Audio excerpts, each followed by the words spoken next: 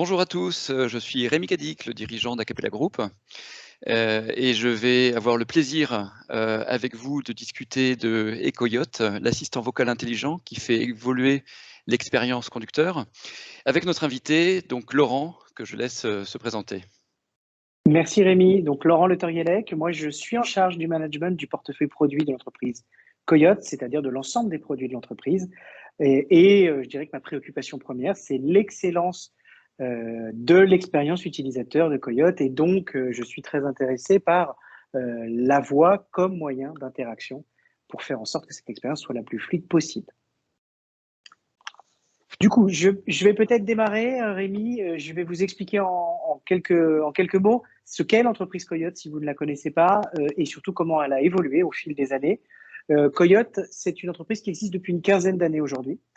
Ça a démarré et ça continue par l'assistant d'aide à la conduite que beaucoup de gens connaissent en France qui est plébiscité par nos utilisateurs. Nous avons pas mal évolué depuis. On a beaucoup travaillé, notamment autour de la data, pour produire des services toujours plus innovants autour de l'intelligence artificielle, notamment pour produire de nouvelles alertes les plus pertinentes possibles. On a en 2017 racheté la société Tracker qui nous a permis de lancer deux nouvelles activités. D'un côté, la gestion de flotte de véhicules d'entreprise. De l'autre, un service de récupération de véhicules volés extrêmement innovant, basé sur les technologies IoT. En gros, ça nous permet d'aller rechercher les véhicules une fois qu'ils ont été volés, avec un mélange finalement de savoir-faire technologique d'un côté et puis de savoir-faire opérationnel de nos équipes de détectives de l'autre, qui nous permet d'avoir des taux de récupération très élevés, une satisfaction client très élevée également. Voilà grosso modo le panorama des activités de l'entreprise Coyote. Pour vous donner quelques chiffres que vous mesuriez ce qu'est Coyote aujourd'hui. Donc Coyote aujourd'hui, c'est 130 millions d'euros de chiffre d'affaires par an. Donc une activité d'ampleur avec 360 collaborateurs qui permettent au service Coyote de fonctionner pour une communauté d'utilisateurs en Europe de 5 millions de membres. Cette communauté, elle est extrêmement active. Coyote, notre baseline, c'est pensé pour ceux qui conduisent. Nous sommes donc au travail pour donner satisfaction aux gens dont la route est ou le métier ou l'un des centres de préoccupation importants de leur vie quotidienne. C'est ça notre positionnement. Et parmi ces clients, nous avons un très fort niveau de satisfaction. En moyenne, on est au-delà de 90% de satisfaction, ce qui est évidemment très bien. Notre présence, elle est physique à travers des boutiques. Bien sûr, on peut acheter du Coyote sur Internet, sur l'ensemble des carrefours d'audience habituels, mais on trouve aussi les produits Coyote via nos Coyote Store, 28 disséminés sur le territoire, et nous avons également 6 filiales en Europe avec des présences physiques de bureaux dans les différents pays européens. Enfin, le dernier chiffre, c'est notre nombre de brevets. Nous avons 15 brevets déposés.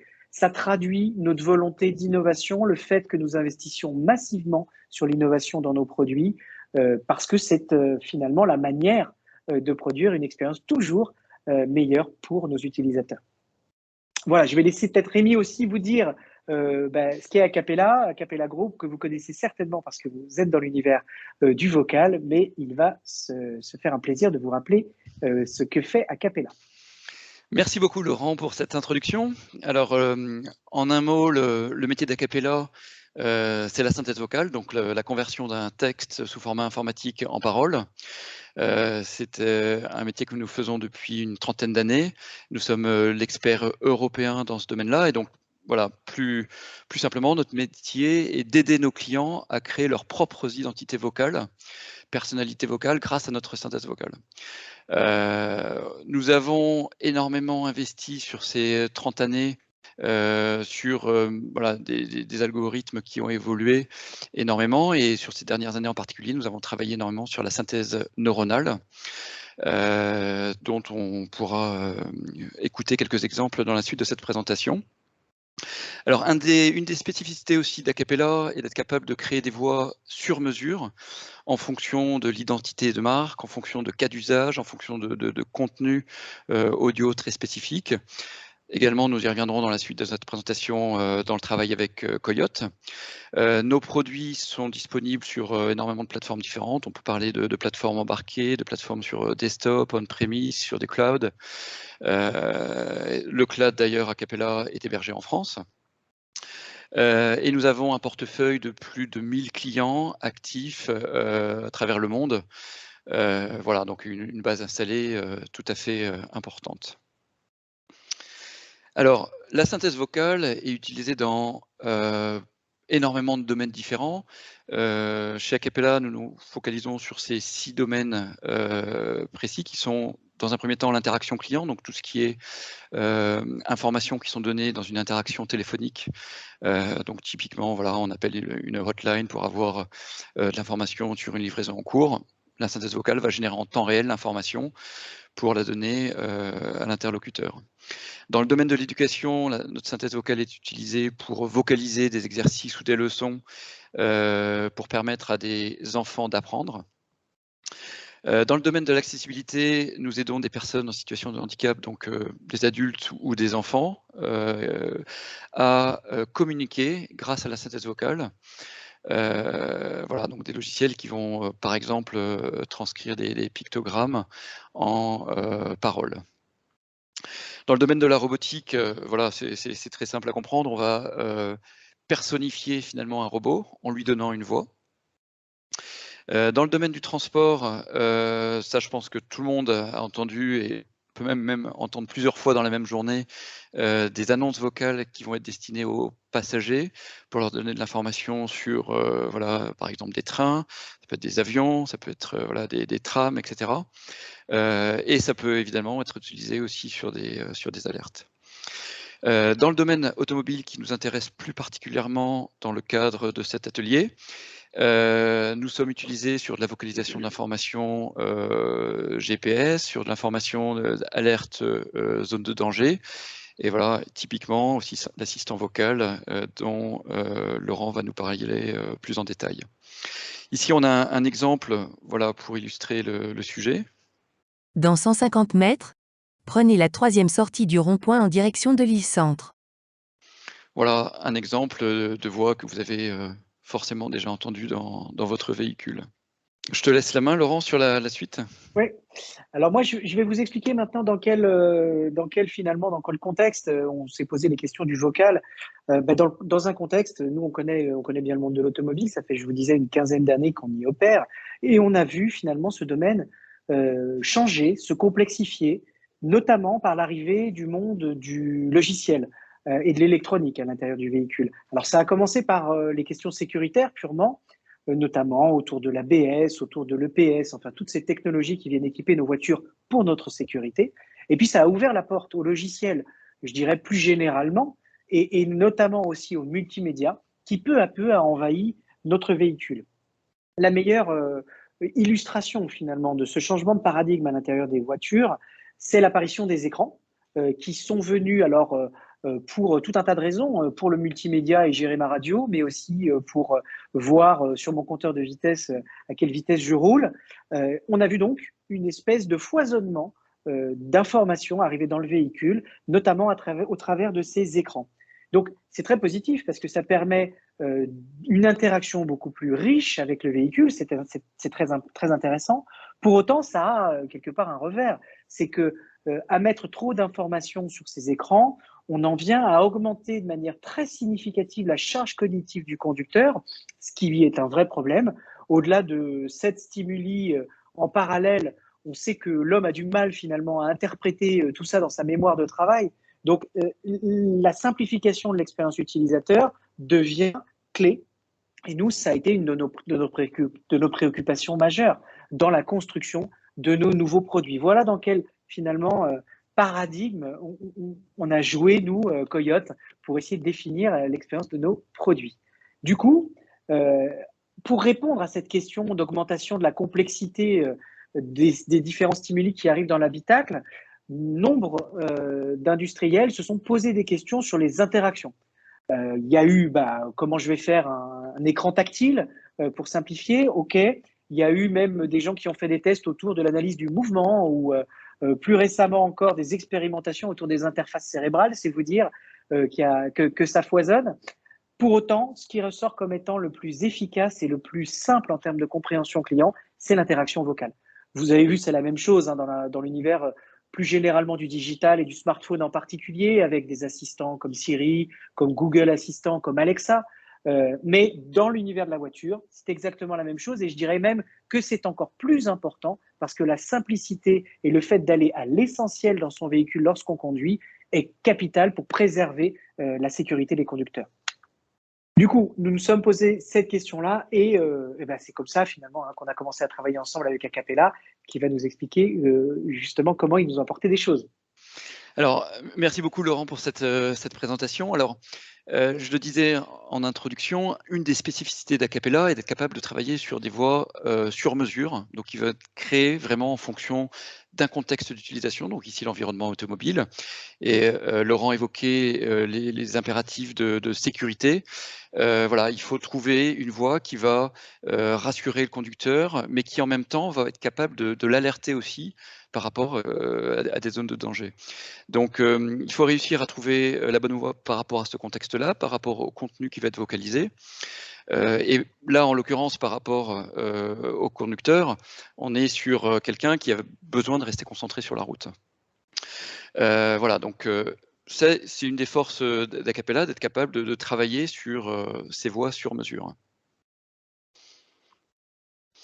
Alors, on l'évoquait sur ce domaine de l'expérience automobile et de l'expérience conducteur.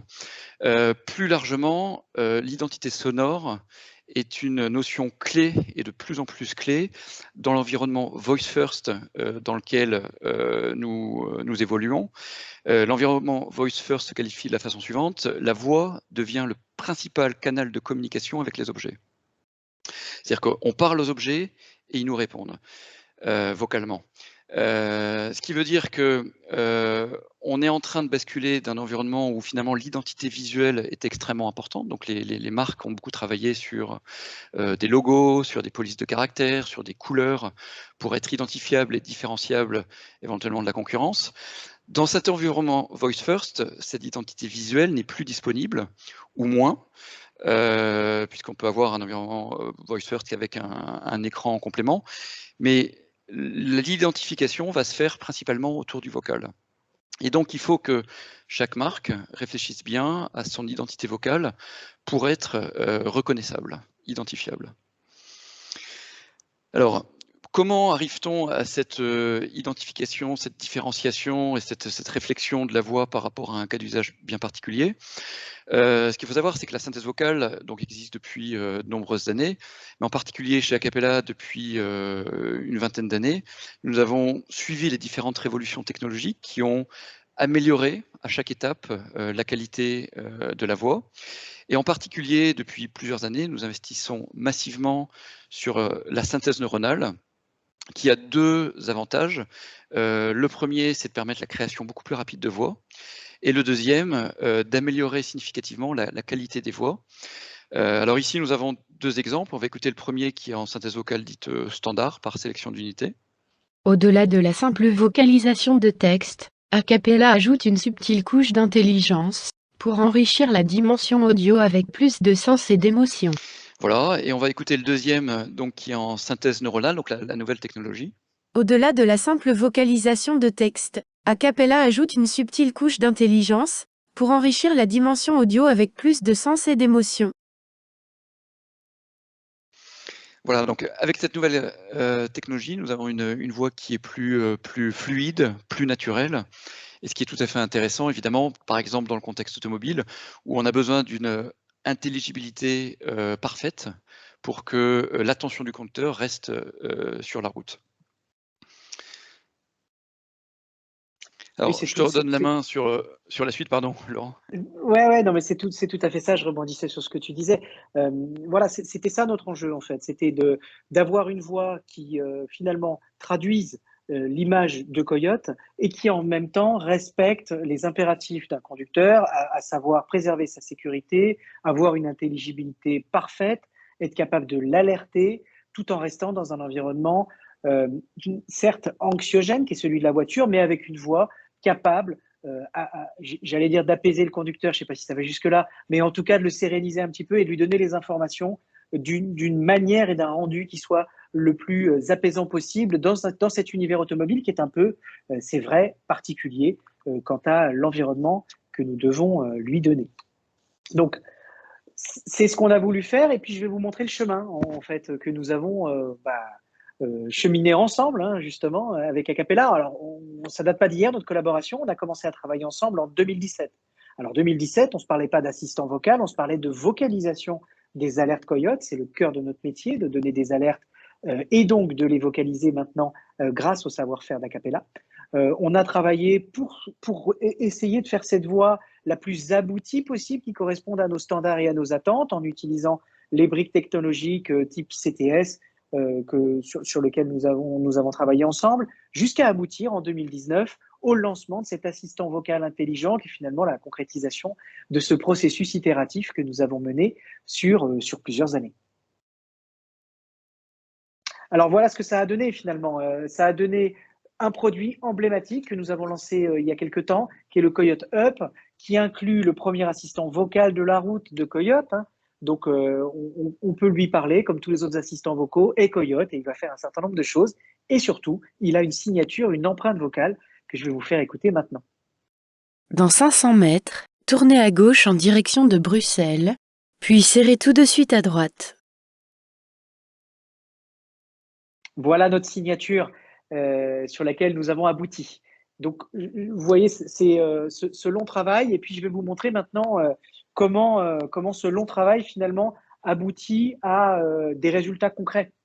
Parce que c'est ce qui est important pour nous. Hein. Comment, finalement, l'interaction vocale a changé les habitudes du consommateur, de l'utilisateur Coyote, du conducteur. Eh bien, ça les a changés de manière assez significative. Aujourd'hui, un utilisateur qui a le produit que vous avez vu juste avant, le Coyote Up, dans les mains, ça fait que 15% des confirmations sont faites en mode vocal. Les confirmations, vous savez, c'est quand on vous dit il y a un accident sur la route, est-il toujours présent? Vous répondez oui, non. Avec un Coyote Up, vous n'avez qu'à lui parler. Et donc, 15% de ces interactions sont aujourd'hui faites en vocal. Cette habitude a été prise quasi instantanément par nos utilisateurs. Pourquoi? Parce que du fait de la simplicité, tout simplement. Qu'est-ce qu'il y a de plus naturel que la voix pour s'adresser à quelqu'un, mais aussi à quelque chose? On voit aujourd'hui aussi que les gens qui ont pris cette habitude vocale, participent beaucoup plus significativement que les autres à la communauté Coyote en termes d'interaction.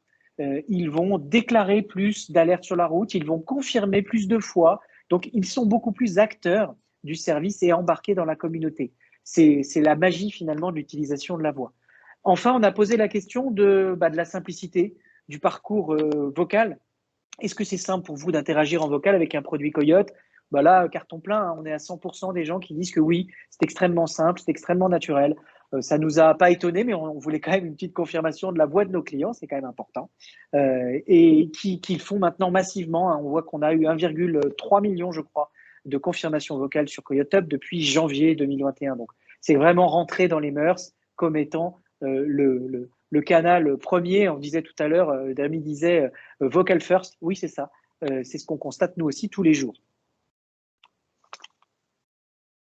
Voilà, maintenant je vous ai juste prévu un petit film qui va vous montrer comment le Coyote Up, comment les gens s'en servent sur la route et mettre en scène finalement tout ce qu'on vous a expliqué ensemble sur l'intérêt du vocal.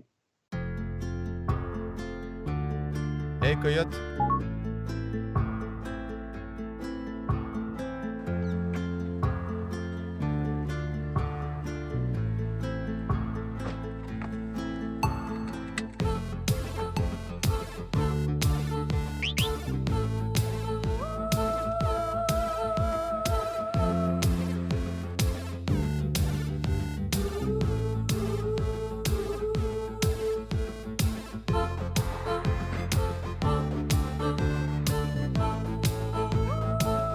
Hey Coyote.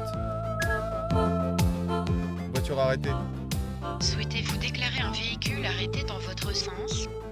Oui. Véhicule arrêté déclaré. Merci.